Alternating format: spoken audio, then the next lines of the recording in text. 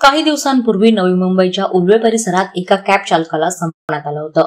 एका तरुणीनं आणि तिच्या प्रियकरानं कॅब चालकाचा जीव घेतला होता। यानंतर आरोपी प्रेमी युगुल नवी मुंबईतून पळून नाशिकला गेलं होतं, पण आरोपीला कार चालवता येत नसल्यानं त्यानं पुणे आणि नाशिक येथे अपघात केला। यामुळे आरोपीला ताब्यात घेतलं असता त्यांनी कॅब चालकाला संपवल्याचं प्रकरण समोर आलं होतं। या प्रकरणी पोलिसांनी आरोपींना अटक केली असता या घटनेमागचं खळबळजनक कारण समोर आलंय। संजय पांडे असं 44 वर्षीय कॅब चालकाचं नाव होतं। तो अविवाहित असून नवी मुंबईच्या उल्वे भागात वास्तव्याला होता। काही महिन्यांपूर्वी 19 वर्षीय तरुणी रिया सरकन्या सिंग हिने संजयच्या कारमधून प्रवास केला होता। प्रवास करत असताना तरुणीनं आपण निराधार असल्याचं आणि आपल्याला नोकरी हवी असल्याचंही सांगितलं। तरुणीची स्थिती समजल्यानंतर पांडे यांनी तरुणीला आपल्या घरात आसरा दिला, तसेच उल्वे भागात एक नोकरी देखील मिळवून दिली।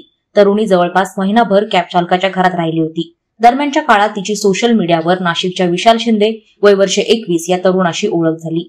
याच ओळखीतून दोघांमध्ये प्रेमसंबंध निर्माण झाले। यातून रिया विशालला भेटायला नाशिकला गेली, पण रियाने आपल्या सोबतच राहावं असं कॅब चालक पांडेला वाटत होतं। त्याने याबाबत रियाकडे तगादा लावला होता। 31 मार्चला संजय पांडे दोघांनाही घेऊन नवी मुंबईला आला।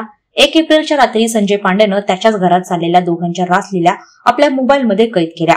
हेच व्हिडिओ व्हायरल करण्याची धमकी देत संजय पांडे यानं रियाकडे शरीर सुखाची मागणी केली। याच कारणातून रिया आणि विशालनं संजय पांडेला संपवल्याचा खळबळजनक कबुली जबाब आरोपी रिया आणि संजय यांनी दिला आहे। पोलिसांनी दोघांनाही अटक केली असून घटनेचा पुढील तपास पोलीस करतायत।